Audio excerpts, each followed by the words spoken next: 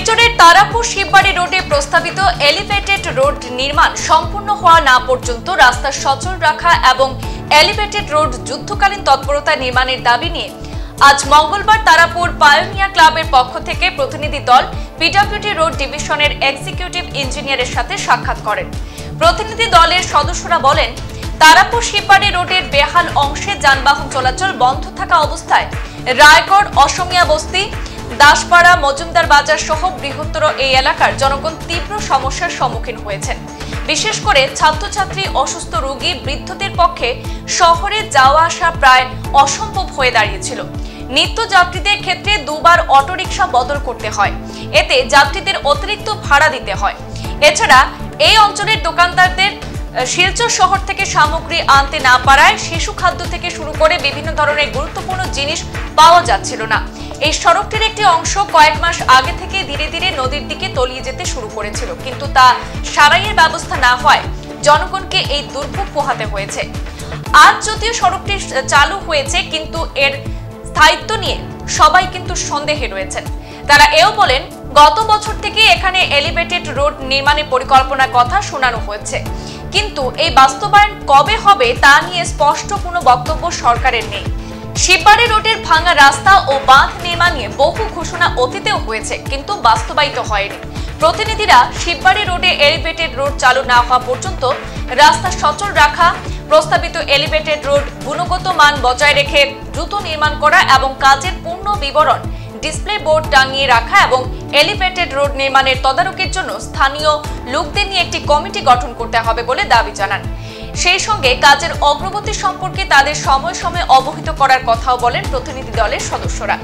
জবাবে executive engineer বলেন, তাদের ছোট ছোট গাড়ি চালানোর জন্য শিববাড়ি রোডের ভাঙা অংশ মেরামত করা হয়েছে, কিন্তু ভারী যানবাহন এখনো বন্ধ থাকবে।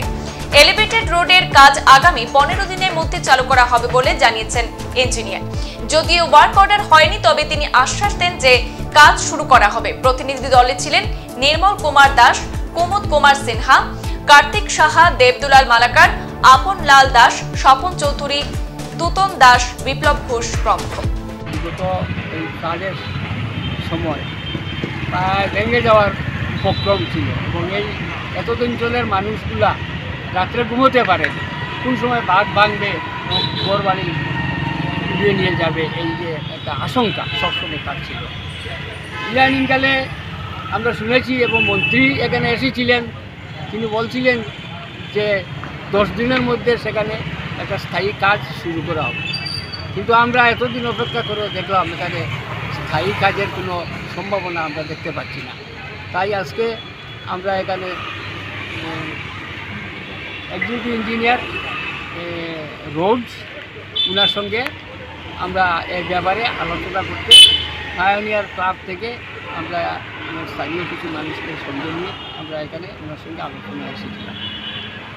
ওনার সঙ্গে দীর্ঘ আলোচনা হলো এবং তিনি এই যে কাজের ব্যাপারে যদিও আমাদেরকে বলেছেন যে বিভিন্ন সোর্স থেকে উনি জানতে পারছেন যে 15 দিনের মধ্যে এখানে এই এলিভেটরের কাজ শুরু করার একটা সম্ভাবনা কথা উনি বলেছেন, কিন্তু নির্দিষ্টভাবে ওনারা কোনো একটা আমাদেরকে আশ্বস্ত করতে পারেননি যে এতদিনের মধ্যে একটা স্থায়ী কাজ হবেই এবং এখানে আপনারা আমাদের যে আজকের যে সংখ্যা যেখানে সেটা দূর করার মতো এমন কোনো আশ্বাস আমরা পাইনি। যদিও এক্সিকিউটিভ ইঞ্জিনিয়ার মহাশয় আমাদের সঙ্গে খুব ভালোভাবে কথা বলেছেন এবং যুক্তিসঙ্গত কিছু কথাও বলেছেন, কিন্তু ওনারাও আমরা যা বুঝতে পারলাম যে ওনারাও এ ব্যাপারে তাদেরও এমন কোনো